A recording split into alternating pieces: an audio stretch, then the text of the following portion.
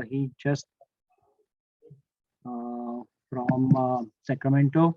He was there for a week. He's here for a very short period. He is going to be here today, tonight, tomorrow whole day, and then he's flying back out on Sunday, going back to Oakland, California.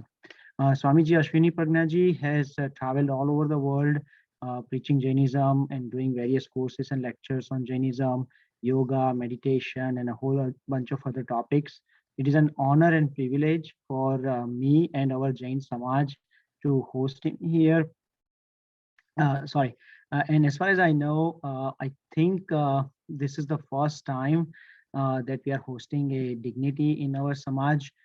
Some of you guys have been here for longer than I am, so correct me if I'm wrong. But to my knowledge, this is the first time we are hosting it, at least definitely after COVID. So I'm very honored and privileged. Also, just a quick note for tomorrow's and Sunday's session. After the session is over, we are going to have a short session of yoga. So if you are interested in practicing and joining the yoga session, please continue to stay on. And then on Sunday afternoon, Swamiji is going to travel to Girish Uncle's house. So if you are interested in meeting him personally, you can meet him at a Girish Uncle's house, or you're welcome to come at our house as well. He's going to be here tomorrow whole day, as well as Sunday morning. He's going to be at my residence. So if you're interested, please reach out to me either on WhatsApp or text me, and I'll send you my address and we can coordinate the time. So without further ado, I will hand over to Swamiji. Jai Jinendra, everyone.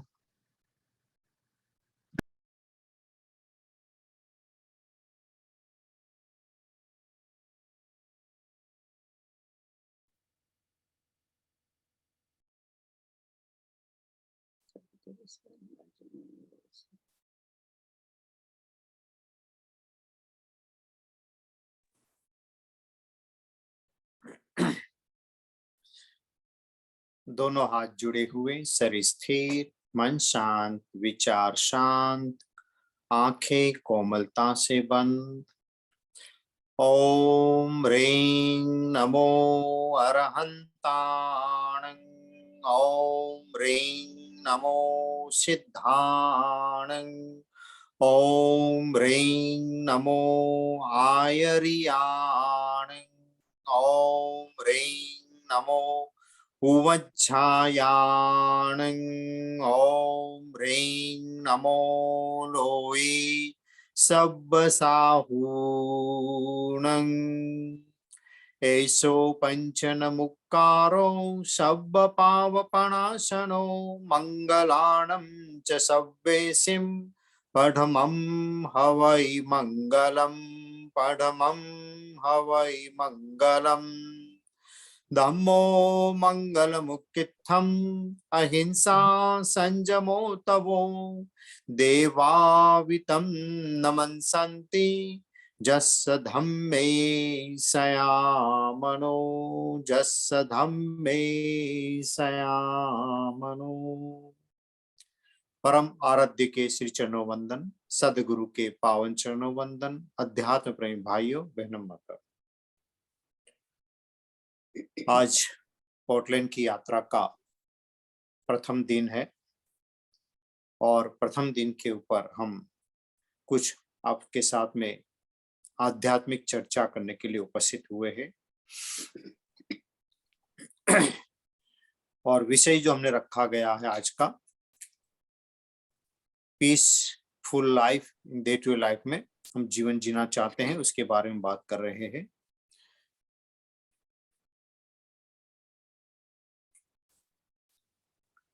शांति एक ऐसा शब्द है जिसकी कामना हर आदमी करता है। Peaceful का जो हम बात करते हैं तो पीस का मतलब है शांति, और शांतिपूर्ण जीवन कैसा हो उसके बारे में बात कर रहे हैं। शांति की बात करने से साथ में पहले हमें अशांति के ऊपर भी सोचना पड़ेगा कि आखिर में हमारे जीवन में अशांति कहां से आती है। क्योंकि आप जीवन जो जी रहे हैं वो शांति का तो है नहीं, बात पक्की है। शांति का जीवन होता तो फिर शांतिफुल पीस लाइफ की सोचने की बात होती नहीं है। तो पहली बात तो ये तय करना पड़ेगा अपने आप को, और अपने आप को ये भी बात माननी स्वीकारनी पड़ेगी कि हमारा जीवन जो है ये अशांतिपूर्ण है, शांतिपूर्ण जीवन है नहीं। तो अशांतिपूर्ण जीवन है तो इसका मतलब है कि आपको पता है कि अभ्यास तो आपको खूब है कि अशांति का जीवन कैसे जिया जाता है, इसका तो अभ्यास पूरा ही है। अशांति का जीवन कैसे जिया जाए तो उसका तो पूरा अभ्यास आपको है, पक्का पता है कि आपको अशांति का जीवन कैसा है। तो जिन चीजों से अशांति हो रही है उन चीजों को बंद कर दो, शांति अपने आप आ जाएगी। मुझे ज्यादा प्रवचन में समझाने की जरूरत भी नहीं है वैसे तो। जब पता ही है कि अशांति इस कारण से हो रही, शांति इतनी सारी है, तो अशांति वाले काम सब बंद कर दो। जितने अशांति के काम बंद कर दोगे तो शांति अपने आप आ जाएगी। तो शांति और अशांति जो है ये हमारे हाथ का विषय ही है, और किसी का कोई इसमें बस नहीं चलता है। मैं कोई आपको कोई पेड़ से तोड़ के लाके देने वाला आपको शांति नहीं हो, ध्यान रखना। शांति का जीवन जीना या अशांति का जीवन जीना ये मनुष्य के हाथ में ही है और किसी के हाथ में नहीं है। और आप सोचते हो कि मैं आपको शांति दूंगा, ये तो कभी हो नहीं सकता है। मैं तो क्या, तीर्थंकर भगवान भी आपको शांति नहीं दे सकते। क्यों? क्योंकि अगर आप अशांतिपूर्ण जीवन जियोगे तो भगवान भी आपको शांति दे नहीं सकते हैं। भगवान किसी को देते तो है ही नहीं, पहली तो बात पक्की है, भगवान किसी को कुछ भी नहीं देते, किसी को कुछ भी नहीं। कुछ भी माने कुछ भी नहीं, वो तो केवल मार्गदर्शन करते हैं। भैया तुम्हारे को अच्छा जीवन जीना है, शांति का जीवन जीना है, तो उसके लिए मार्गदर्शन करते हैं, प्रेरणा देते हैं, उपदेश देते हैं, समझाते हैं। लेकिन जीना या नहीं जीना वो किसके हाथ में? वो तो मनुष्य के स्वयं के हाथ में है। हमारा कर्म का सिद्धांत भी एक ही बात करता है कि आपका कर्म आपको ही भोगना है, उसमें कोई भागीदार नहीं बन सकता है। इसमें कोई भागीदार नहीं बन सकता है। हम कहते हैं उसके कारण हो रहा है, उसके कारण हो रहा है, कोई किसी कारण नहीं होता है। कारण आप अंदर ही, आपके अंदर ही है, दूसरा तो केवल निमित्त मात्र है। वो निमित्त अच्छा भी हो सकता है, बुरा भी हो सकता है, लेकिन कैसे रिएक्ट करना वो आपके अपने हाथ में है। किसी ने गुस्सा किया, उस गुस्से का जवाब आपको कैसे देना ये आपके हाथ में है। किसी ने गुस्सा किया वो उसका कर्म है, लेकिन जवाब देना जो है वो आपके स्वयं के हाथ में है कि मुझे इसका जवाब देना या नहीं देना ये मेरे हाथ में है। तो इसीलिए ध्यान रखना, पहली तो भ्रांति मिटा दो कि कोई कुछ दे देता है, इस बात को बिल्कुल दिमाग से मिटा दो। आप सोचते वहां जाऊंगा मिल जाएगा, उधर जाऊंगा मिल जाएगा, वो जाऊंगा तो मिल जाएगा, इस तीर्थ यात्रा कर लूंगा, ये कर लूंगा तो मिल जाएगा, इतने सारे जप करूंगा तो मिल जाएगा। ऐसे कभी मिलता नहीं है, ऐसे कभी मिलता नहीं है, किसी को नहीं मिला है, ना तो मिलने वाला है। जब तक स्वयं भीतर से ही अपना जीवन बदलने का प्रयास नहीं करोगे तब तक कुछ भी नहीं हो सकता है, तब तक कुछ भी नहीं हो सकता है। तो इसीलिए स्वयं को बदलने के लिए पहले तैयार रहना होगा आपको कि हम जो ही बात कर रहे हैं, जैन धर्म एक ही बात कहता है, आप स्वयं को बदलो। कर स्वयं को बदलोगे तो भी सब कुछ बदलाव आएगा, नहीं तो आएगा नहीं। और हमारा सारा प्रयास किसको है, किसको बदलने में लगा है? हमारा सारा प्रयास है दूसरे को बदलने में लगा है, दूसरे को। फिर दूसरे में कोई भी हो सकता है, पति पत्नी भी हो सकते हैं, माता पिता भी हो सकते हैं, बच्चे भी हो सकते हैं, और उसके आगे चले तो और रिलेशन में भी हो सकते हैं। ऑफिस में होते हैं तो अपने एम्प्लॉय को बदलने का प्रयास करते हैं, समाज में होते हैं तो समाज को बदलने का प्रयास करते हैं, लेकिन कोई बदलता नहीं है। ध्यान रखना, ये सारी शक्ति लगाना मेरे हिसाब से तो बिल्कुल व्यर्थ है। अपने समय की बर्बादी, शक्ति की बर्बादी और जीवन को तहस नहस करने के सारे कारण है ये। तो बदलना हमें स्वयं ही पड़ेगा। जैन धर्म यही बात कहता है कि आपका किया कर्म आपको ही भोगना होता है, दूसरा कोई इसमें पार्टिसिपेट नहीं कर सकता है, कोई भी नहीं कर सकता है। आप सोचो कि मैं आपके लिए मंत्र जाप कर दूं और आपका ठीक हो जाए, ऐसा कभी नहीं होता है। मैं अच्छी भावना कर सकता हूं, मंत्र अच्छे भाव से सुना भी सकता हूं, लेकिन बदलना तो आपको स्वयं पड़ेगा। आपको स्वयं बदलना पड़ेगा। बिना बदले, बिना इस शरत के ऊपर उतरे आपका कोई काम होना नहीं है। ये जैन धर्म का मूलभूत सिद्धांत है, ध्यान रखना। भगवान ने कहा जैसे मैं भगवान बना हूं, जैसे तीर्थंकर के रूप में बना हूं या आर्यंत बना हूं या केवली बना हूं, वैसे आप भी बन सकते हो। बस शर्त इतनी है कि आपको स्वयं प्रयास करना होगा। अगर भगवान किसी को बदल सकते होते तो दुनिया कब की सुधर गई होती, कितने सारे मोक्ष में चले गए होते। यहाँ संसार में शायद लाइन लगी होती मोक्ष में जाने वालों की, इतनी ऐसी लाइन लगी होती, लेकिन ऐसा कभी होता नहीं है। हमारे किए कर्म, यहाँ तक भगवान के भी किए कर्म भगवान को स्वयं भोगने पड़े हैं। चाहे वो फिर त्रिपिष्ट वासुदेव के समय में किया हुआ हो, कर्म किया हो, चाहे फिर मरीचि के समय में किया हुआ कर्म हो, वो सारे कर्म उनको स्वयं भोगने ही पड़े हैं। उससे छुटकारा नहीं है। तो इसलिए हम अपने जीवन के लिए पहले, सबसे पहले तो सोचे कि शांतिपूर्ण जीवन जीने की बात करना बहुत अच्छी बात है, लेकिन क्या आप अपने आप को बदलने के लिए पहले तैयार हो? अगर बदलने के लिए तैयार हो तो बात आगे सोची जा सकती है। बदलने के लिए तैयार नहीं है तो फिर मेरे बस का काम नहीं है, फिर तो मेरे बस का काम नहीं है। तो हमें शांतिपूर्ण जीवन जीने के लिए पहले अशांति के मार्गों को बंद करना पड़ेगा। ज्यों ज्यों अशांति के मार्ग बंद करते जाओगे, त्यों त्यों आपके जीवन के अंदर शांति जो है आती चली जाएगी।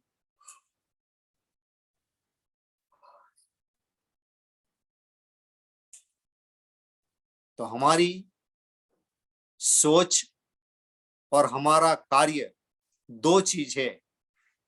हम सोचते तो बहुत है कि ऐसा कर दूं, वैसा कर दूं, वैसा कर दूं, लेकिन हमारे कार्य जो है वो कैसे है? उसे बिल्कुल विपरीत दिशा में जा रहे हैं, वो विपरीत दिशा में चल रही है। तो दोनों का जब तक तादाद में साथ नहीं होगा, विचार और कार्य यानी कि क्रिया और कर्म दोनों साथ में जुड़ने चाहिए आपके। हम कहते हैं ना, बार बार कहते हैं प्रतिक्रमण करते हैं, तो कहते हैं ना भाव प्रतिक्रमण करना चाहिए। भाव प्रतिक्रमण का मतलब क्या हुआ? एक द्रव्य प्रतिक्रमण और एक भाव प्रतिक्रमण। द्रव्य का मतलब क्या हुआ? शब्दों से बोल तो दिया, मिच्छामिच्छामिच्छामि बोल तो दिया, लेकिन जैसा प्रतिक्रमण पूरा हुआ नहीं और तुरंत गुस्सा भी कर लिया। तुरंत गुस्सा भी कर लिया तो फिर इसका मतलब क्या हुआ? एक तरफ तो आपने प्रतिक्रमण किया और दूसरी तरफ तुरंत ही गुस्सा भी कर लिया। इसका मतलब केवल द्रव्य हो रहा है, भाव में कुछ भी नहीं है। भाव में कुछ भी नहीं है अभी तक। तो भाव, द्रव्य और भाव दोनों साथ में चलने चाहिए। द्रव्य गलत नहीं है, लेकिन द्रव्य के साथ में भाव का मेल होने से जो की हुई क्रिया होगी वो सार्थक हो जाएगी। तो हमारे विचारों में तो बड़ा आदर्श होता है, बड़ा बड़ा आदर्श होता है, इतना आदर्श होते हैं, लेकिन हमारे कार्य में, हमारे करनी में कुछ भी नहीं होता। यानी कि कथनी और करनी दोनों में समानता नहीं है। दोनों में समानता होती है तब आपका कार्य सफल होता है, नहीं तो सफल नहीं होगा। तो शांति सबको चाहिए, ये बात तो पक्की, सब एग्री है सब इस बात में कि सबको शांति चाहिए। एक छोटा सा प्रश्न साथ में पूछ लो, बताओ शांति कहाँ है? भीतर। शांति है कहाँ पर? अंदर भीतर। हमारे भीतर में है ना? हमारे सामने जो बैठे हैं इतने तो कह रहे हैं कि भीतर है, और आप सब भी यही जवाब दे रहे होंगे कि भीतर में शांति है ना। तो ये बात भी सही है, चलो मान लेता हूं मैं आपकी बात को कि आप भी सब एग्री है कि शांति भीतर में है। तो शांति भीतर में है, तो दूसरा प्रश्न ये है कि आप बताओ खोज कहां पर रहे हो? तो खोज बाहर रहे हो। सिंपल सी बात है। मैंने कहा ना, हमारी सोच और हमारे कार्य जो है बहुत फर्क है। हमें पता है, दिमाग से पता है कि शांति अंदर में है, लेकिन कार्य कौन से कर रहे हैं? खोज कहां कर रहे हैं हम लोग? बाहर में चल रही है। तो क्या शांति मिलेगी आपको? कभी नहीं मिलेगी, कभी नहीं मिलेगी। जो चीज जहां पर है उसको वहीं खोजने से मिलेगी। जो चीज जहां पे नहीं है उसको चाहे लाख प्रयत्न करो आप खोजने का, कभी नहीं मिलेगा।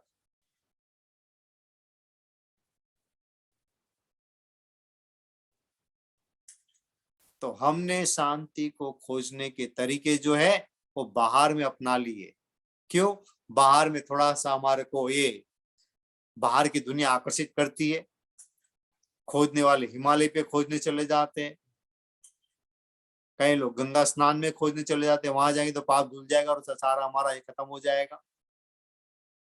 तो हम लोग कहीं समित शिखर जाते हैं, कोई पालिताना जाता है, कोई गिरनार की यात्रा करता है, कोई पावपुरी की यात्रा करता है, ना जाने किस किस की यात्रा करता है। और हम जितने वहां मिल जाएगा, अरे वहां कुछ नहीं मिल रहा है, वहां कुछ मिलना नहीं है। क्यूरियोसिटी हो देखने जाने की, वो जरूर जाओ, कोई मना नहीं है। देख के आओ वहां पर कि वहां तीर्थंकर भगवान का मोक्ष हुआ था, वो देख के जरूर आओ। वो जगह अच्छी है, बहुत अच्छी है। वहां जाके थोड़ा ध्यान भी लगाओ, थोड़ा सा आत्मनिरीक्षण भी करो तो अच्छा है। लेकिन आप सोचिए वहां जाके मिल जाएगा, तो कभी नहीं मिलने वाला है, कभी नहीं मिलेगा। मैं आपको गारंटी के साथ लिख के दे दूं, गारंटी के साथ लिख के दे दूं, आपको कभी नहीं मिलने वाला। क्यों? अरे वहां शांति थोड़ी होती है स्वरूप में, शांति तो आपके भीतर में अंदर में है। जो चीज आपको भीतर में मिल सकती है वो बाहर कैसे मिलेगी, बताओ मेरे को। तो हम बाहर की दौड़ लगाए जा रहे, भागे जा रहे, भागे जा रहे, सोचते कहीं रह नहीं जाए, कहीं उसके पास उसके पास। कभी तो कभी ना जाने कैसे कैसे लोगों के पास भटकने चले जाते हैं हम लोग। तो ऐसे ऐसे लोगों के पास चले जाते हैं, कभी सोचते हो ताजुब लगता है क्या ऐसे के पास शांति मिल जाएगी क्या? अरे किसी के पास नहीं है। वो एक भाई है ना, अपने सन्यासी के पास गया और सन्यासी के पास कहा कि महाराज जी बोले कि कोई ऐसा मंत्र बताओ ने। बोले कि मैं अपनी पत्नी से बहुत परेशान हो गया हूँ, बोले कि कोई ऐसा मंत्र बताओ कि मेरी पत्नी मेरे वश में आ जाए। तो सन्यासी ने कहा, भोड़ा भाई, तेरे से अगर ऐसा मंत्र मेरे पास होता तो मैं ही शादी करके अपनी पत्नी को वश में नहीं करता। मैं स्वयं ही शादी करके मैं अपनी पत्नी को वश में नहीं करता। मैं हम सोचते महाराज सब बता देंगे और काम हो जाएगा हमारा। अरे कोई नहीं होता है। कई लोग आते हैं ना महाराज के पास ही, लक्ष्मी जी का मंत्र मांगते हैं, महाराज लक्ष्मी का जी का मंत्र दो ने। अरे महाराज जी के पास लक्ष्मी जी का मंत्र, महाराज स्वयं लक्ष्मी का पेड़ उगा लेते। आपको फिर क्या देते? फिर आपको थोड़ा देने की जरूरत है, स्वयं महाराज बना लेते अपना, अपने अपने घर में लक्ष्मी उगा लेते हो। तो ये अनएक्सपेक्टेड हमारे जो दिमाग के अंदर में जो सोच चल रही है ना, अनएक्सपेक्टेड चल रही है। और लोग ऐसे पागल भी है और चले भी जाते, और महाराज भी हो ना, कोई बड़े होशियार है, पकड़ा देते, ले जा। जानते उनको कि इसमें कुछ होना तो कुछ है नहीं, लेकिन फिर पकड़ा देते उनको कि ले जा, तू ले जा कम से कम। महाराज सोचता है कि कहीं मेरी शांति को भंग नहीं करे, दूसरे उसे ले जाओ, जो भी करना हो करे। तो आपको कोई कुछ देता नहीं है, ध्यान रखना। आपको लगता है कोई कुछ देता है, फिर कोई नहीं देता है। ये हमारी भ्रांति खास करके मिटनी चाहिए। जब तक इस भ्रांति मिटेगी नहीं, तब तक आपका सम्यक्त्व का मार्ग खुलेगा नहीं। सम्यक्त्व का मार्ग जो है तभी खुलेगा जब आपको सही में पता हो कि मेरे जीवन की दिशा क्या है और किधर की ओर मुझे जाना है। बाहर जितना ही जाओगे उतनी अशांति है, और जितना भीतर में जाओगे उतनी ही शांति और परम शांति और आनंद, ज्ञान, दर्शन, चारित्र, तप जो भी है वो सारा मिलेगा आपको। जितना अंदर में जाओगे। लेकिन हम अंदर में जाना नहीं है, बस हमारे को और कुछ नहीं है। क्यों? 5 मिनट बैठा जाता नहीं है। जरा सा 5 मिनट बिठा दो एक आसन के अंदर में, तो 5 मिनट के अंदर तो हाँ 10 20 25 बार डोलम डोल कर लेंगे।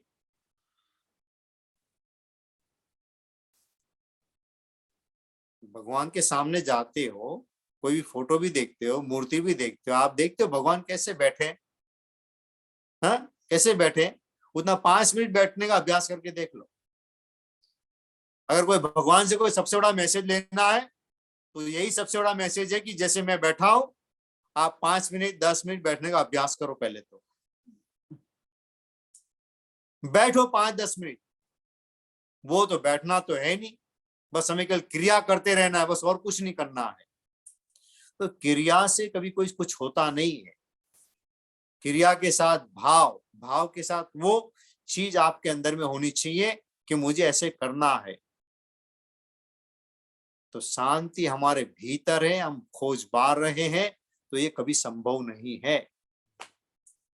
तो इसीलिए मैं तो कहूंगा जितना दूसरे कार्यों में समय लगाते हो उससे कम से कम समय शरीर के लिए लगाओ पहले तो। क्यों? क्योंकि शरीर खलु धर्म साधनम, शरीर धर्म करने का साधन है। अगर शरीर को अगर ठीक नहीं रखा आपने, अंदर से ठीक से नहीं रखा, तो आपका धर्म भी नहीं हो सकता है, धर्म नहीं हो सकता है। तो सबसे पहले तो शरीर को ठीक रखने का प्रयास करो। आत्मा परमात्मा की बात तो भी एक बार है ना साइड में रख दो, उठा के उसको है ना जैसे सोने की चीज डिब्बे में रखते हैं ना, वैसे आत्मा परमात्मा की बात एक बार है तिजोरी में बंद करके भी रख लो एक बार। तो सबसे पहले शरीर को साधो। जितना शरीर सधेगा उतना ही आपकी साधना अच्छी होगी। साधना का मतलब है आपकी सामायिक भी अच्छी होगी, समता भी अच्छी होगी। जब समता अच्छी होगी तो फिर आपको वो आत्मा परमात्मा के लिए खोजने की जरूरत नहीं होगी, वो प्रकट होगा आपके सामने, वो प्रकट होगा आपके सामने। आपको पता चलेगा, दिखेगा लाइव, आपको पता चलेगा कि हाँ आत्मा नाम का कोई तत्व मेरे अंदर में है। नहीं तो केवल बोलते तो रहते, रटते तो रहते, आत्मा परमात्मा सिद्धम बुद्धम सब सब बोलते रहते, लेकिन जानते कुछ भी नहीं है इस बारे में। और बता बोलते रहते हैं मोक्ष में जाना है, मोक्ष में जाना है, मोक्ष में जाना है। अरे मोक्ष में ऐसे जाएंगे क्या? कोई ऐसे मोक्ष में जाया नहीं जाता है। मोक्ष में जाने के लिए भी आपको बड़ा पुरुषार्थ करना पड़ता है, और पुरुषार्थ के लिए आपका शरीर भी ऐसा योग्य होना चाहिए। शरीर की क्षमता नहीं है तो उसमें केवल ज्ञान भी नहीं आता है। केवल ज्ञान भी कहते हैं ना कौन से शरीर में होता है? वज्र ऋषभ नारज, ऋषभ नारज शरीर का जो बंधन होता है ना उसके अंदर होता है।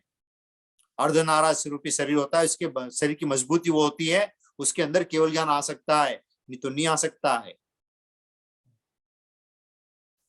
तो शरीर का पहले मजबूती होना जरूरी है। इसलिए मैंने पहले इस पर बात कर रहा हूं कि शांति को चाहिए, शांति को पाना है, जीवन को शांति में बनाना चाहते हो तो शरीर को पहले साधने का प्रयत्न करो। जितनी काया की चंचलता कम, जितनी वाणी की चंचलता कम, जितनी मन की चंचलता कम, उतना ही आपकी साधना है परिपक्व होगी। इसको अपनी भाषा में कहते हैं काय गुप्ती, वचन गुप्ती और मनोगुप्ती। इसका गुप्तीकरण यानी गुप्त यानी उसका संकुचित करना। संकुचित का मतलब है जिसकी चंचलताओं को कम कर देना। वो जितना कम होगा उतनी साधना आपकी परिपक्व होगी अपना आप ही। आपके विचार कम हो जाएंगे, वाणी का व्यापार कम हो जाएगा, शरीर की चंचलता कम हो जाएगी, तो उतनी गहरी साधना में उतर पाओगे। तो पहले शरीर, तो शरीर के लिए क्या चीज करना योग्य है जिससे हमारा शरीर सधे? तो शरीर के अंदर दो चीज महत्वपूर्ण है हमारे लिए। सामान्य रूप में हम जैन दर्शी से बात करते हैं, तो जैन दर्शी से बात तो हमारा एक तो सबसे पहला भोजन, जो हमारा भोजन जो है जितना बने उतना सात्विक होना चाहिए, जितना बने उतना सात्विक। और सात्विक भोजन के साथ में टाइम से भोजन करना, टाइम से सुबह दोपहर शाम का जो टाइम से भोजन करना, ये हमारा एक परम ये बनना चाहिए कर्तव्य कि मुझे इसको टाइम से करना चाहिए।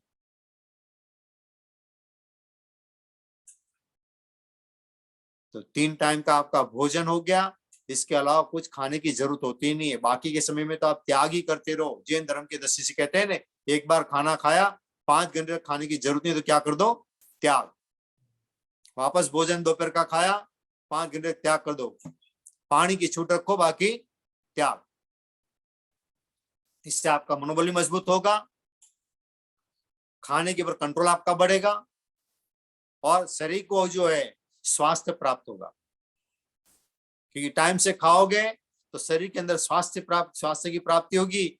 जो खाया हुआ है उसमें से एलिमेंट्स बॉडी को अच्छे मिलेंगे, तो दिमाग की सोच अच्छी बनेगी, खून भी अच्छा बनेगा और आप साधना में वो सहयोगी बनेगा आपको। तो सबसे पहली बात है भोजन।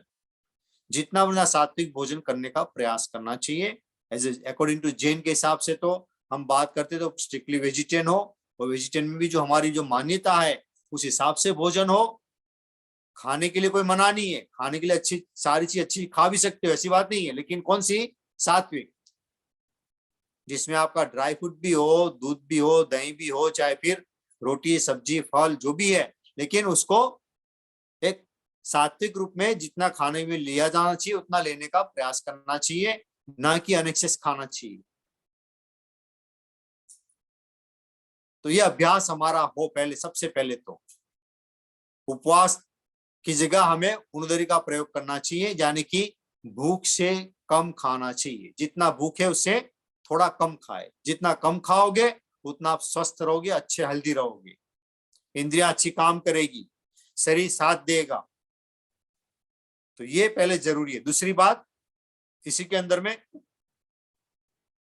खाना तो शरीर को देते हो, लेकिन साथ में शरीर को मेंटेनेंस रखना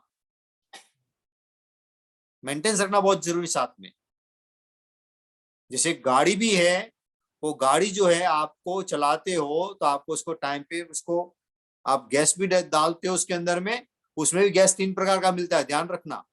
जैसे शरीर का गैस 3 प्रकार का मिलता है, जिसको हम कहते हैं तामसिक भोजन, राजसिक भोजन और सात्विक भोजन।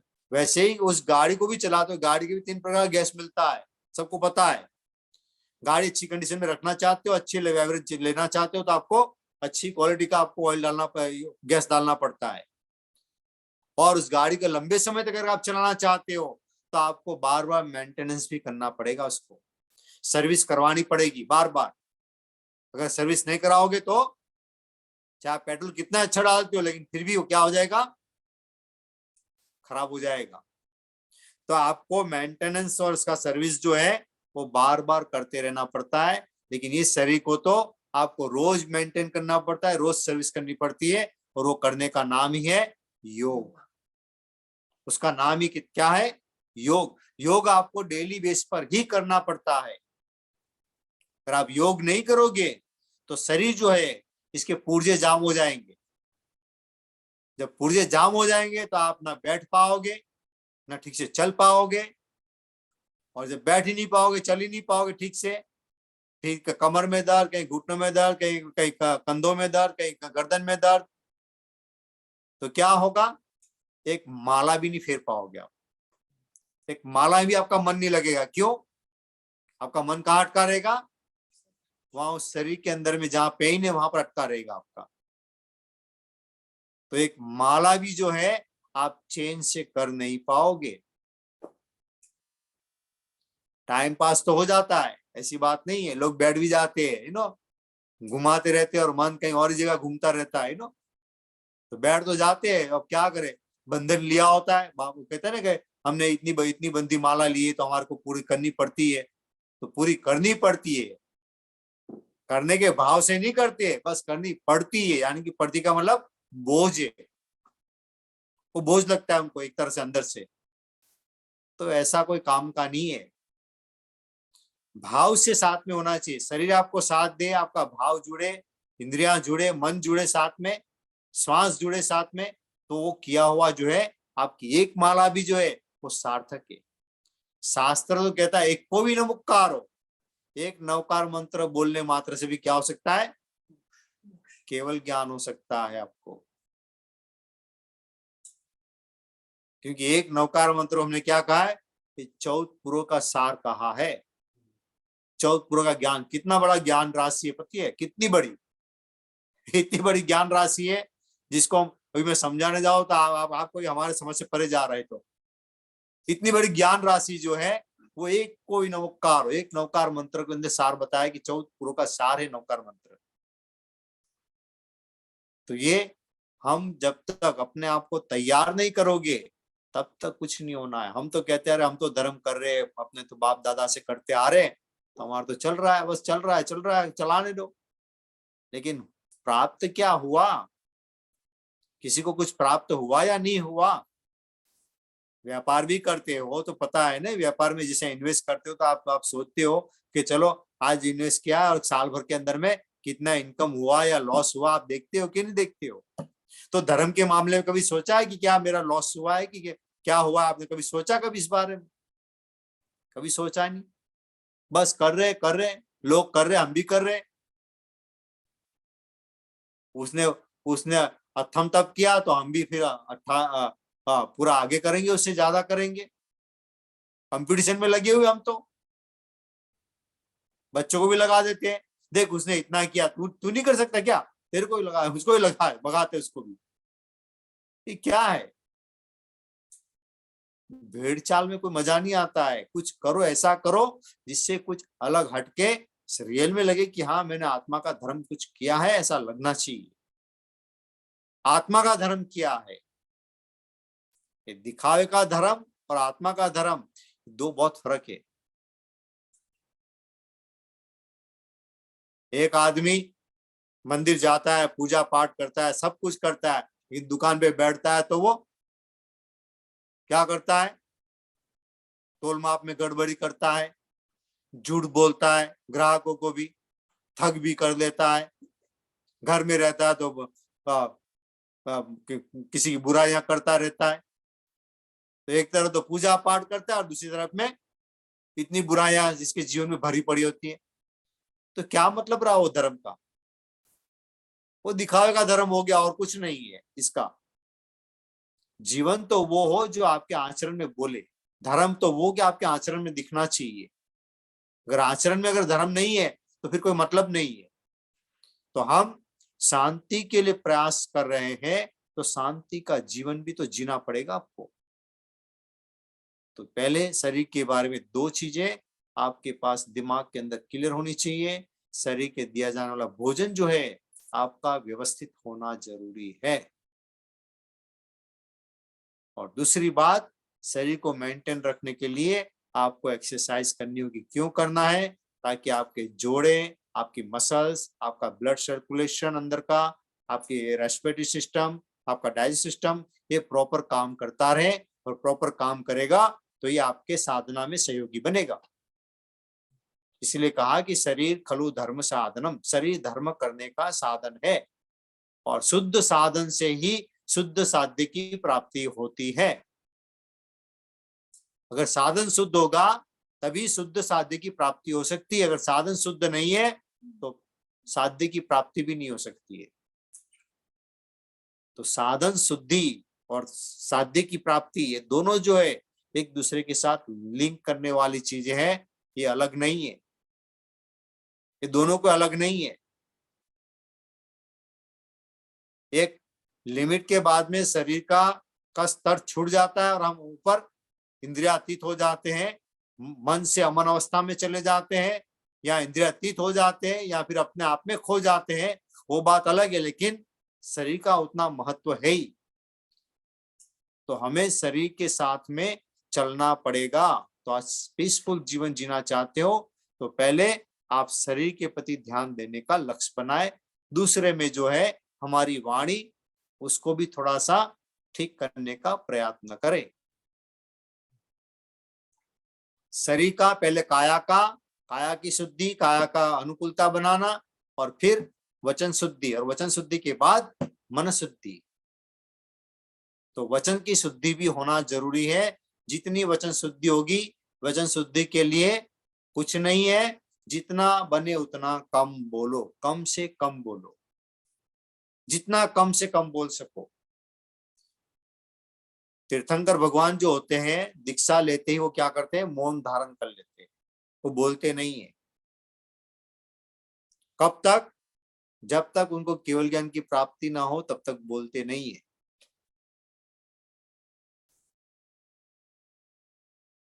बिल्कुल नहीं बोलते हैं। और जब केवल ज्ञान की प्राप्ति होती है, बाद में उपदेश देना प्रारंभ करते हैं। तो ये सिंपल सा भगवान महावीर स्वामी से हमें को मैसेज मिल रहा है। हम तो भगवान महावीर स्वामी की पूजा करते हैं, पार्श्व भगवान की पूजा करते हैं, लेकिन जो उन्होंने किया है वो हम करने के लिए तैयार नहीं है। हमारी बात तो यहीं पर हमारी बात जो है एक दूसरे विरोध में जा रही है। जो भगवान ने किया है वो तो हम करते नहीं है, जो भगवान ने नहीं किया है वो हम करते जा रहे हैं। जिसकी भगवान ने आज्ञा नहीं दी है वो काम भी हम करते जा रहे हैं, और हम कहते हैं उसमें धर्म हो रहा है। तो इससे बड़ा मिथ्या तो और क्या हो सकता है। तो हमारा साधना का उपक्रम जो है वो हमें भगवान महावीर स्वामी के जीवन कल चरित्र पढ़ने मात्र से बहुत कुछ मिल जाता है हमारे को। गृहस्थ आश्रम भी उन्होंने जिया तो उस हिसाब से जिया, बाद में फिर दीक्षा ली तो दीक्षा में भी उन्होंने साधना को सर्वोपरि बनाया। जिस लक्ष्य को लेकर घर को छोड़ा, उस लक्ष्य को लेकर प्राप्ति की उसको पूर्ण नहीं हुआ तब तक उसका साधना का क्रम छोड़ा नहीं उन्होंने,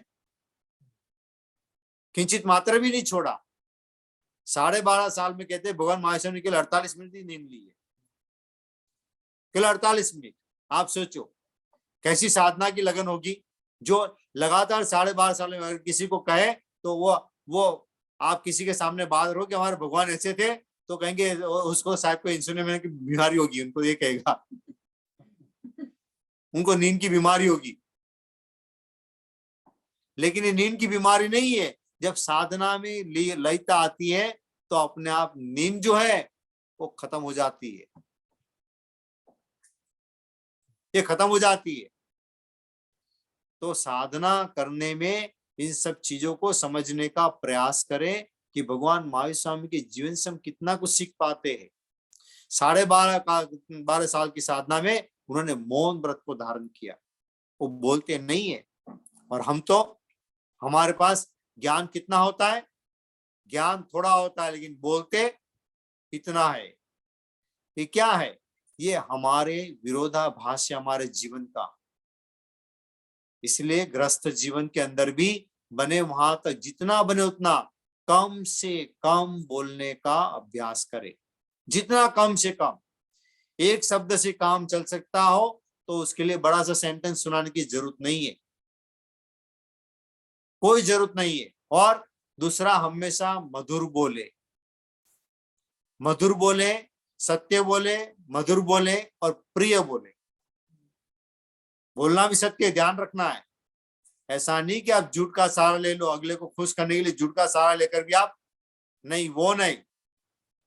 सत्य बोले, मधुर बोले और प्रिय बोले, ताकि आपकी अपनी शांति बनी रहे, दूसरे को भी आपकी वाणी से अंदर में ठंडक पहुंचे कि हाँ भाई इनकी वाणी सुनकर मुझे संतुष्टि हुई है।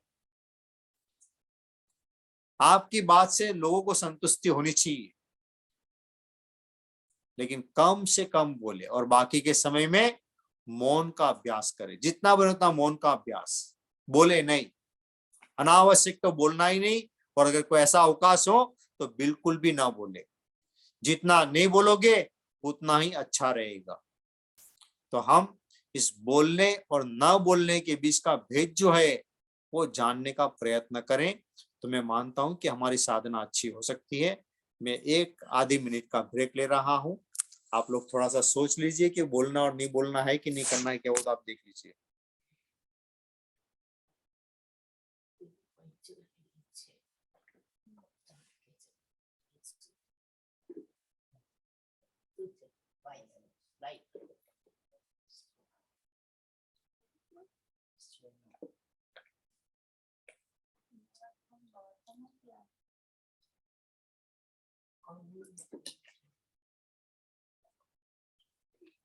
पर सत्य हमेशा कड़वा होता है, तो बोलते हैं, कैसे सत्य बोले और सबको प्रिय लगे, ऐसा नहीं। तो बोलना जो है ये हमारा सार्थक होना चाहिए, हमेशा सत्य बोलने का प्रयत्न करना चाहिए, पूरा बने वहां तक जीवन के अंदर सत्यनिष्ठा, क्योंकि सत्य जो है यही तो हमारे जीवन का मेन आधार माना गया है। आप जब किसी के साथ अपनी वाणी का व्यापार करते हो, क्योंकि आपको अपनी फीलिंग्स को दूसरे तक पहुंचाना है, तो शब्द का सहारा लेना पड़ेगा। बिना शब्द के सहारे आप अपनी फीलिंग्स को दूसरे तक पहुंचा नहीं सकते हो। तो शब्द तो केवल माध्यम ही है, लेकिन उस माध्यम को कभी कभार हम क्या करते हैं, उस शब्द को शस्त्र बना देते हैं, ऐसा शस्त्र के रूप में बना देते जैसे घाव करते हैं। तो ये घाव जो करते हैं ना, ये बड़ा नुकसानकारी होता है, ये बड़ा नुकसानकारी हो जाता है। इसलिए सत्य की जो है बात, ये बात बहुत सोचने वाली है, क्योंकि हम सत्य बोलते तो है कभी कभार, लेकिन कड़वा बोल जाते हैं। तो कड़वा बोला हुआ सत्य जो है वो कहीं पर भी मान्यता नहीं देता है। राजा के दरबार में एक ज्योतिष आया और उस ज्योतिष ने कहा कि बोले कि मैं आपका भविष्य बताऊंगा। तो राजा को भी उत्सुकता हुई कि चलो देखो मैं क्या भविष्य बताता है ना। जब पंडित आया तो रिस्पेक्ट होते, राजा इसको सम्मान उसको दिया और उसके पास भी पूछा। तो पंडित ने कहा कि बोले राजन, बोले कि आपका तो आयुष्य बोले कैसा है, इतना लंबा आयुष्य आपका है, बोले कि आपके देखते देखते बोले परिवार के सारे लोग क्या हो जाएंगे, कहाँ चले जाएंगे। तो राजा को बड़ा गुस्सा आ गया, बोले क्या बोले बता रहा है, बोले मेरे देखते बोले सारे लोग चले जाएंगे। तो राजा ने क्या किया, उसको जेल में डाल दिया। बोले ऐसा कैसा पंडित है, बोले ना मेरे सामने बैठकर मुझे कह रहा कि बोले आपके देखते सारा परिवार क्या हो जाएगा।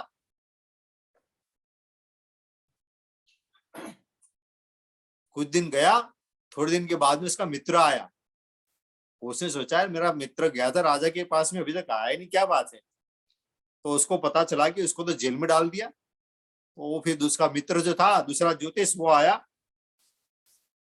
उसने भी राजा के पास आके कहा कि बोले राजन मैं बोले आपका भविष्य देखना चाहता हूँ। बोले तो बोले अवश्य, बोले आइए। राजा ने उसको सम्मान दिया, बिठाया और उसने फिर बताना शुरू किया। उसने कहा, उसने देखा और देखने के बाद में फिर वही बात कही उसने भी जो उसके मित्र ने कही थी वही, लेकिन कहने का तरीका दूसरा था उसका। उसने कहा कि राजन बोले कि हो बोले आप तो हो भाग्य, बोले कि आप तो इतने पुण्यशाली है, आप इतने महान है ना, आप इतने बड़े हैं कि बोले कि आपका आयुष्य तो ऐसा है कि आपके परिवार में किसी का भी नहीं इतना लंबा आयुष्य, आपके परिवार में आपके जितना आयुष्य किसी का भी नहीं है। बोले कि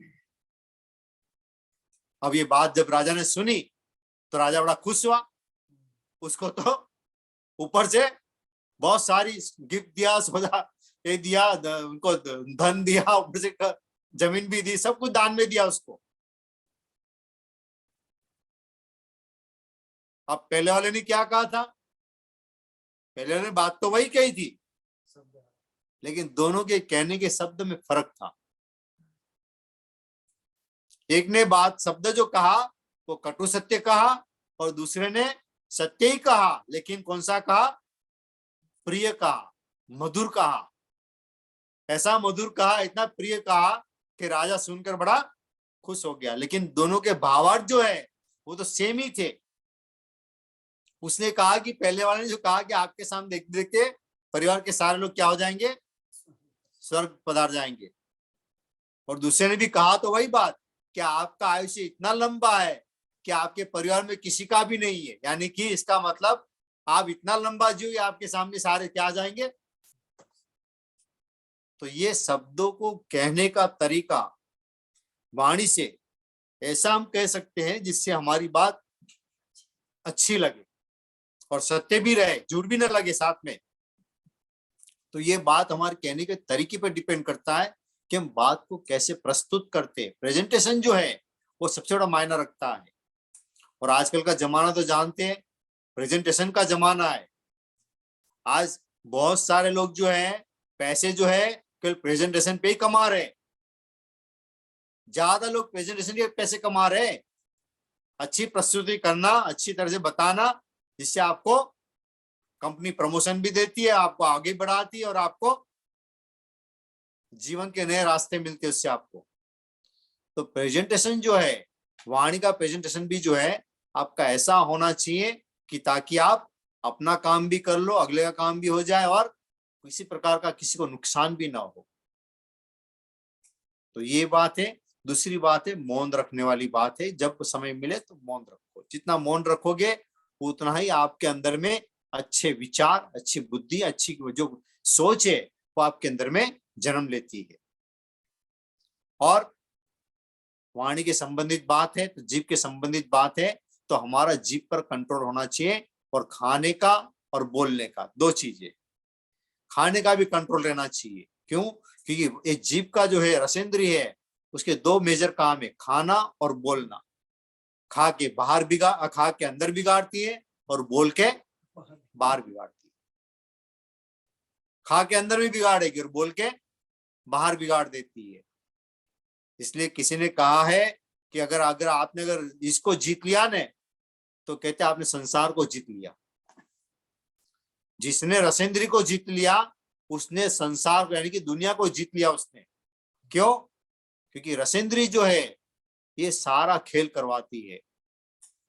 जितना इसको अच्छा अच्छा खाना दोगे उतना ही बोल के बिगाड़ेगी, जितना अच्छा खाना दोगे उतना ही वो बोल के बिगाड़ेगी, और जितना इसको बिना स्वाद का खाना दोगे उतना आपकी साधना को अच्छा बनाएगी।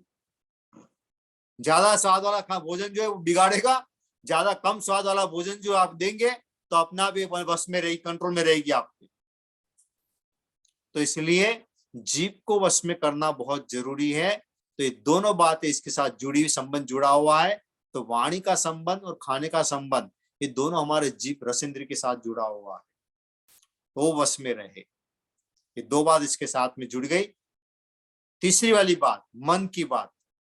शरीर तो दिखता है, सामने है, जीभ भी बोल वाणी से दिखता है, खाना खाते हुए भी दिखता है और बोलते तब भी दिखता है, लेकिन मन जो है वो तो दिखता नहीं है। तो क्या करोगे मन के बारे में? तो मन के बारे में भी सिंपल सा इलाज है, कुछ नहीं है, सारी इंद्रियों को अच्छे काम में लगा दो, अपना आप मन आपका अच्छा हो जाएगा। सारी इंद्रियों को अच्छे काम में लगा दो, कान से अच्छी बात सुनने का प्रयत्न करो, जितना सद्वचन सुना जाए वो सुनने में लगाओ, ज्ञान की बात सुनने में लगाओ, फालतू की बातों सुनने में मत लगाओ। कोई चुगली करता है, कोई ईर्ष्या करता है, कोई किसने क्या किया, अरे जिसको हमने जाना नहीं, जिसको देखा नहीं, जिसके बारे में पूरा पता नहीं, और हम उसे ऐसी बातों को दिमाग में डाल देते हैं और ढाना बना देते, हाँ वो वैसा ही है। अरे ऐसा कोई नहीं होता है। पहले अपने दिमाग की खिड़की खुली रखकर स्वयं के ज्ञान से देखने का प्रयत्न करना चाहिए। जब हम बिना सोचे बिना समझे कोई कार्य करते हैं तो उसका नुकसान हमें ही भोगना पड़ता है। तो कभी कभार तो है ना, दुनिया में हम किसी की सुनी सुनाई बातों के आधार पर किसी के प्रति धारणा बना लेते हैं, क्या वो आदमी ऐसा होगा वैसा होगा, तो हमने भी वैसा ही सोच लिया। तो हमेशा इंद्रियों को अच्छे कार्य में लगाओ, बुराई की तरफ मत लगाओ। तो कान से अच्छी बात सुनो, अच्छे प्रवचन सुनो, अच्छे मंत्रों को सुनो, चाहे तो उसमें लगाओ कान को, या कोई अच्छे प्रवचन सुनो, जो भी अच्छी तरीके से जो सुनने मिलता हो उस इंद्रियों को इस काम में लगा दो। आंखों से भी कोई देखते हो तो ऐसे दृश्य देखो जिससे कुछ अच्छी चीजें मिले, वैराग्यपूर्ण बातें मिले, वैराग्यपूर्ण कोई जैसे दृश्य देखने को मिले उसमें लगाओ। या किताबें अच्छी पढ़ो, आंखों से अच्छे पढ़ा भी जा सकता है, आंखों से अच्छा देखा भी जा सकता है, उसमें पूरा लगाए। जीभ से हमने बात करी दी है। और स्पर्श का क्या है, स्पर्श को तो आप जितना मुलायम दोगे उतना ये फिर आपको आपका आदी हो जाएगा। जितना आप शरीर को मुलायम चीजें दोगे उतना शरीर आदी होता जाएगा, आपकी स्पर्श जो है वो खत्म हो जाएगा आपका।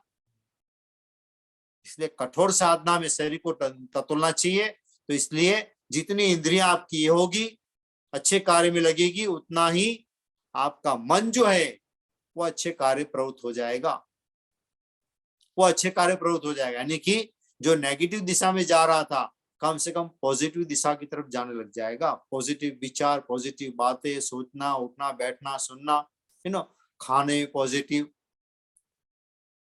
स्पर्श के मामले में इतना आदी हो जाएगा कि जो मिल गया उसके अंदर चला लेगा। कभी मिल गया तो जमीन पे भी सो जाएगा, कभी हो गया तो कोई फर्क नहीं पड़ता है, क्या है, शरीर है। तो जितना अच्छा दोगे फिर उतना और ज्यादा अच्छा मांगेगा, फिर उतना ही खराब भी हो जाएगा वापस। इसलिए इस स्पर्श को ज्यादा महत्व मत दो। सर्दी, गर्मी, भूख, प्यास आदि सबको सहन करने की आदत तो होनी चाहिए शरीर के अंदर में। जितनी आदत होगी उतना ही मन मजबूत होगा, इतना ही मनोबल बढ़ता जाएगा। और जितना संकल्प बढ़ेगा, मनोबल बढ़ेगा, उतना ही आपकी साधना जो है, बड़ी कठिन से कठिन साधना पार कर लोगे। बड़ी कठिन से कठिन साधना पार हो जाएगी वो तो शांति पाने के लिए इन चीजों पर ध्यान देने की जरूरत है। अब मन को मानो पॉजिटिव कार्य में तो लगा दिया, लेकिन मन से अभी भी आगे जाना का काम बाकी है। और वो क्या है, मन से अमन अवस्था में जाना पड़ता है। तो अमन अवस्था में तो कब जा सकते हैं हम?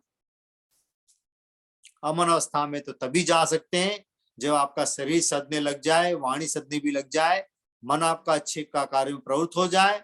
तो बाद में आप आंख बंद करके ध्यान में बैठो। आंख बंद करके केवल ध्यान में बैठो और कुछ भी नहीं करना है इसके अंदर। केवल आंख बंद कर दो, एक आसन में बैठ जाओ और शरीर को ढीला छोड़ दो। और ढीला छोड़ने के साथ बस बाहर से बिल्कुल स्टेच्यू, भगवान की जैसे प्रतिमा देखते हैं वैसे ही एकदम बाहर से बिल्कुल स्टेच्यू बना दे बाहर से, और अंदर से जागरूक रहे और रिलैक्स कर दे बॉडी को। ढीला भी छोड़ दे, अंदर से बिल्कुल ढीला छोड़ दे। और ढीला छोड़ने के बाद वो 5 मिनट 7 मिनट का उपक्रम करने के बाद अब क्या करना है? कुछ भी नहीं करना है। जो श्वास आ रहा है, जा रहा है, उसी को देखना है बस, और कुछ नहीं करना है। चाहे तो फिर धीरे धीरे लंबा श्वास लो और धीरे धीरे लंबा श्वास छोड़ो, फिर वापस लंबा लो, लंबा छोड़ो। बस रिदम के साथ लेते रहो। एक रिदम बने, लेने की और छोड़ने की ऐसी रिदम बने, लय बने जो लगातार चलती रहे। उसी पर बस कॉन्सेंट्रेट करते जाओ। और जितना कॉन्सेंट्रेट डीप करते जाओगे उतना ही आपकी साधना परिपक्व होगी, और उतना ही आप जो कहते हो कि क्या आत्मा है या नहीं है, ये सारे प्रश्न का जवाब आपको स्वयं मिल जाएगा। मुझे देने की कोई जरूरत नहीं है, आपको स्वतः मिल जाएगा। एक समय ऐसा आएगा आप स्वयं उस परम तत्व को जान लोगे, उस परम तत्व के साथ आपका तादात्म्य स्थापित हो जाएगा। लेकिन ये आपको प्रिय भूमिका जो बताई, शांतिपूर्ण जीवन जीने की आपकी जो ललक है, उसको पाने के लिए आपको इस दिशा में प्रयास करना पड़ेगा, प्रस्थान करना पड़ेगा। जब इतना प्रस्थान करोगे तो बाहर के जीवन के अंदर भी आपकी शांति शांति हो जाएगी। फिर पूर्ण रूप में शांति का बाहर के जीवन में आप अनुभव कर पाओगे। क्यों? क्योंकि जब भीतर की शांति का आनंद आपको पता चलेगा, भीतर की शांति, आनंद की, ज्ञान का थोड़ा सा ही पता चलेगा, तो उससे आपका बाहर का जीवन का पूरा कायाकल्प हो जाएगा, सारा कायाकल्प हो जाएगा। फिर आपको पता चल जाएगा कि अब किन चीजों की मेरे जीवन में महत्वता है। अभी तो संसार के चीजों के अंदर महत्व ज्यादा दिखता है कि ये चीज वो चीज बता सारा है ना, उसमें हमारा ध्यान हमेशा लगा रहता है। भौतिक चीजों के अंदर, जिसको हम कहते हैं पदार्थ के अंदर में हमारा ध्यान लगा रहता है। लेकिन जैसे भीतर की शांति की अनुभूति होगी, आपका ऑटोमेटिक बाहर के पदार्थों का आकर्षण कम होता चला जाएगा या एकदम नहीं जैसा हो जाएगा। आपको जीवन फिर जीने में आनंद आएगा, बड़ी शांति लगेगी। तो शांति पाना या नहीं पाना ये हमारे हाथ में ही है और कहीं पर नहीं है। इसीलिए कहीं पर खोजने का प्रयास मत करो, अपने भीतर ही खोजने का प्रयास करो, ताकि वो शांति जो है, वो परम तत्व जो है, वो मिल सकता है। वो चाहे आप मैंने जो बताया वो बात और भगवान महावीर स्वामी की साधना दोनों एक ही तरह की है। मैंने अपने तरीके से कहा, भगवान महावीर स्वामी ने उनको करके पूरा दिखाया है हमारे सामने, और उन्होंने पूरा पा लिया, संपूर्ण पा लिया है। मैंने तो पाया नहीं है, लेकिन मैं उस दिशा में चल रहा हूं, लेकिन कुछ तो अनुभूति हो रही है, वो तो मैं भी देख रहा हूं, मेरे अपने जीवन में स्वयं देख रहा हूं। तो मैं भी आपको वही कहूंगा जो भगवान महावीर स्वामी का किया हुआ है, और मैं भी इस दिशा में चल रहा हूं, और आपको भी उसी दिशा में ही चलना होगा, तब जाके हम पा पाएंगे।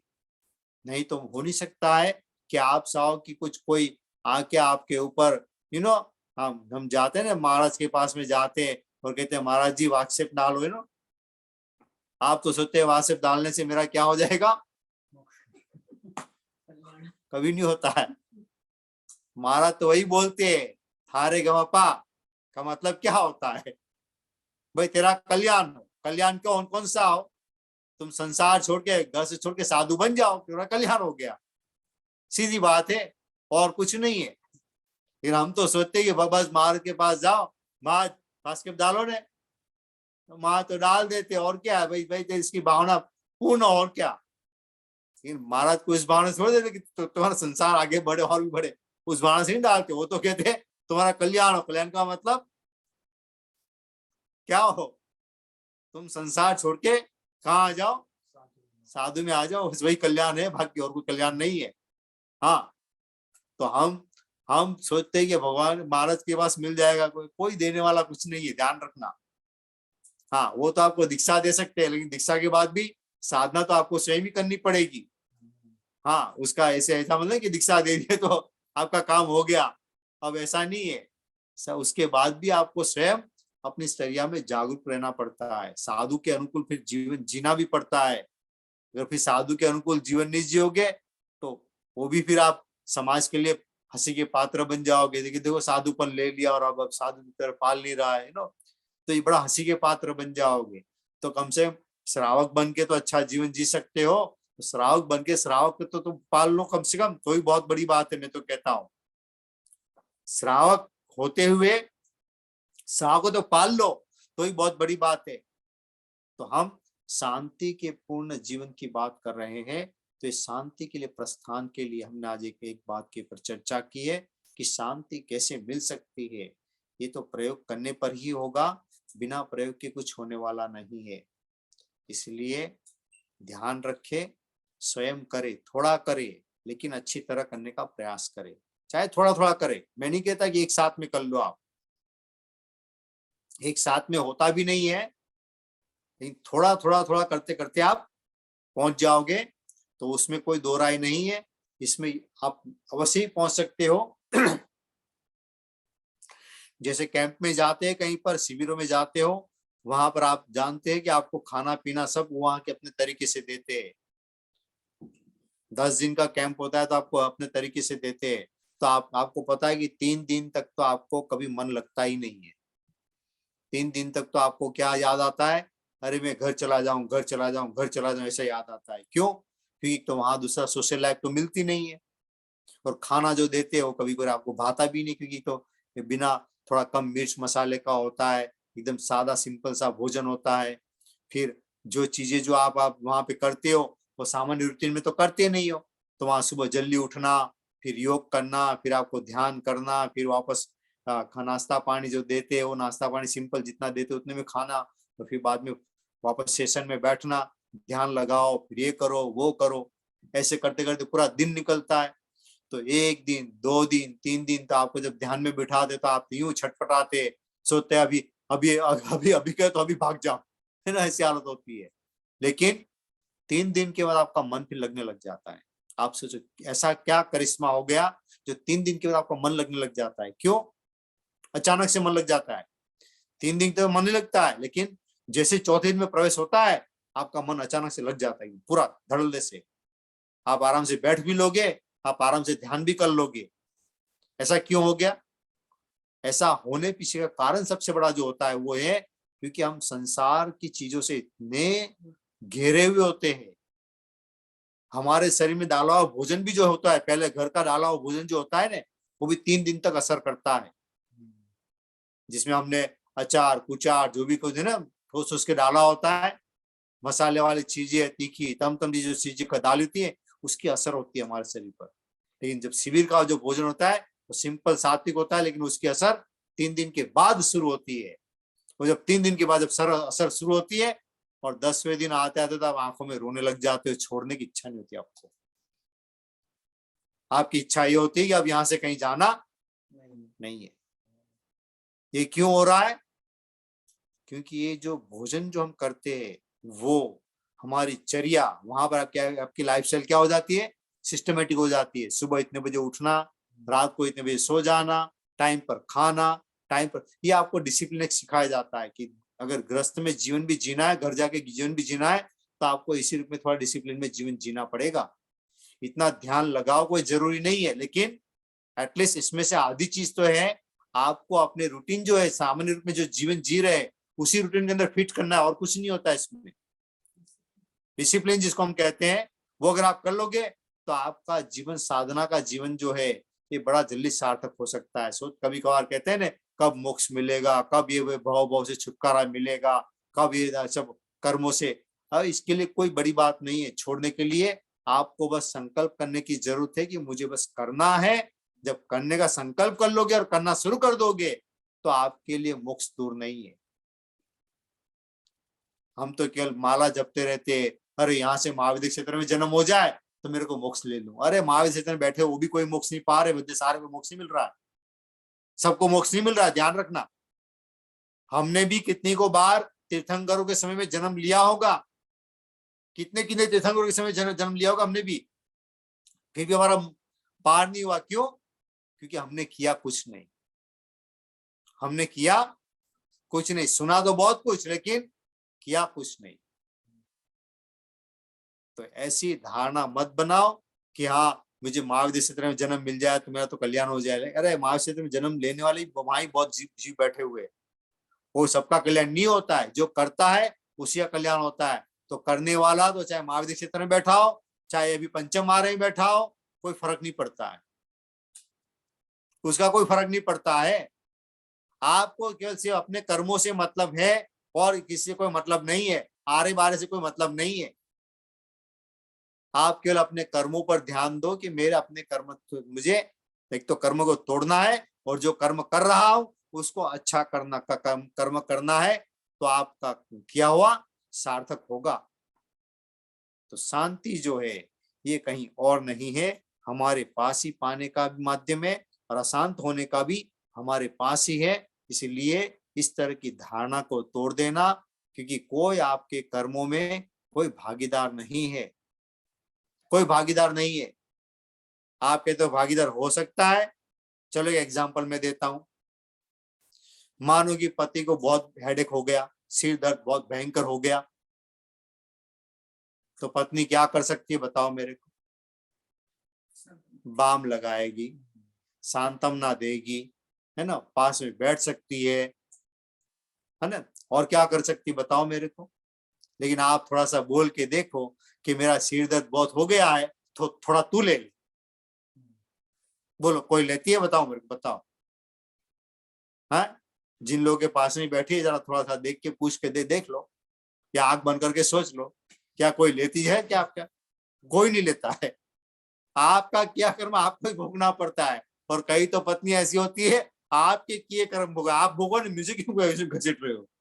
हाँ, वो सीधे कह देगी, आपके कर्म आप भोगो ने, मुझे क्यों घसीट रहे इसमें? एक सामान्य सिर दर्द भी आपका कोई ले नहीं सकता। आप सोचो कितना स्वार्थी संसार है। लगता है ना कभी, तब तो लगना भी चाहिए, एक्चुअल में लगना भी चाहिए उस समय के कितना स्वार्थी संसार है। तभी तो पता चले कि वैराग्य का महत्व कितना है। ये वैराग्य तभी उसी में से उठता है, ध्यान रखना। तो ये होना भी चाहिए, अंदर में अनुभूति में आना चाहिए कि आपका जी पीड़ा जो है, आपका कष्ट जो है, आपके सिवा कोई और शेयर नहीं कर सकता है। यानी कि संसार में कोई किसी काम का नहीं है, ये केवल नदी नाव संयोग है। ये क्या है? नदी नाव संयोग है। जैसे किनारा आता है सब उतर जाते हैं, ना कोई नाव को लेकर घर पे जाता नहीं है, कोई नाव को लेकर घर पे नहीं जाता है, बस किनारा पार किया, उतर के चले गए। तो ये तो नदी नाव संयोग की तरह है। अभी जीवन का साथ है, जितना अच्छी तरह से निभ जाए उतना बढ़िया है, बस अच्छी तरह से निभा लो। लेकिन कोई किसी का है नहीं संसार के अंदर में। हम मानते कि ये मेरा है, कोई किसी का नहीं है, कुछ भी नहीं है। तो खैर, आज का जो हमारा विषय था, इस विषय के अनुसार हमने चलने का प्रयास किया है। आज का पहले दिन का विषय आपको शायद पसंद भी आया होगा, और हम फिर कल आगे और विषय के अंदर जाएंगे। कल हमारे को एक विषय जो दिया गया है, उस विषय के आधार पर हम बात करने का प्रयत्न करेंगे कि हमारा जीवन धर्म और दान की बात की जो हम करते हैं, तो हमारे जीवन में दान का कितना महत्व है उसके बारे में बात करेंगे कल। तो आज का विषय हम संपन्न करते हैं। किसी को कोई प्रश्न होगा तो हम बाद में लेते हैं। पहले मैं मांगलिक कर दूं, उसके बाद में जो प्रश्न हो तो ले सकते हैं हम। तो दोनों हाथ जुड़े हुए, दोनों हाथ जुड़े हुए, शरीर स्थिर, मन शांत, विचार शांत, आंखें कोमलता से बंद। नमो अरंताणं, नमो सिद्धाणं, नमो आर्याणं, नमो वज्राणं, नमो लोय सब्ब साहूणं। एसो पंचन मुक्कारो सब्ब पाव पणासनो मंगलानं च सब्बेसिं पठमं हवै मंगलम। श्री श्री चत्तारि मंगलम अर्हंता मंगलम सिद्धा मंगलम साहू मंगलम केवली पनत्तो धम्मो मंगलम। चत्तारि लोकतमा अर्हंता लोकतमा सिद्धा लोकतमा साहू लोकतमा केवली पनत्तो धम्मो लोकतमो। चत्तारि शरणं पवज्जामि, अर्हन्ति शरणं पवज्जामि, सिद्धि शरणं पवज्जामि, साहू शरणं पवज्जामि, केवली पनत्तं धम्मं शरणं पवज्जामि। ये चारों ही शरणा सगा और सग्गो कोई, जे भवि प्राणी आदर अक्षय अमरपद अंगूठे अमृत बसे लब्धि तना भंडार। श्री गुरु गौतम ने समरी सदा मनवांछित फल दातार। भावे भावना भाविये भावे दीजिए दान, भावे धर्म आराधे पामे पद निर्वाण।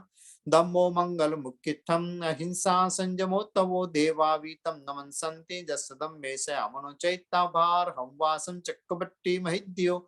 शांति शांति करे लोए पत्तो गई मनुत्तरम देवदानो गंधब्बा जखरकस किन्नरा बम्बयारिम नमन संते दुक्करम जे करंतितम। संति कुंथु वरवो अरिष्टनेमि जनंद पासो य समरंताणम नित्यम सब्बम रोगम पणासै। ओम सग्गहरम पासम पासम बंदामि कमघन मुक्कम। विषहर विषनिन्नासम मंगल कल्याण आवासम चंदेशु निम्बलैरा ऐचेसुम प्यासैरा सागर वर्गम पीरा। सिद्धा सिद्धिम मरिसंतु। मंगलम भगवान वीरो मंगलम गौतमो गणी मंगलम स्थूलिभद्राद्या जैन धर्मोस्तु मंगलम। सर्वमांगल मांगल्यम सर्वकल्याण कारणं प्रधानं सर्वधर्माणां जैनं जयति शासनं जैनं जयति शासनं। बोलो जिन शासन देव की जय। श्री आदिनाथ भगवान की, श्री समण भगवान महावीर स्वामी की, सत्य धर्म की, अहिंसा परमो धर्म की। हाँ जी, और हम सबको हाँ जी। Does anyone have any questions?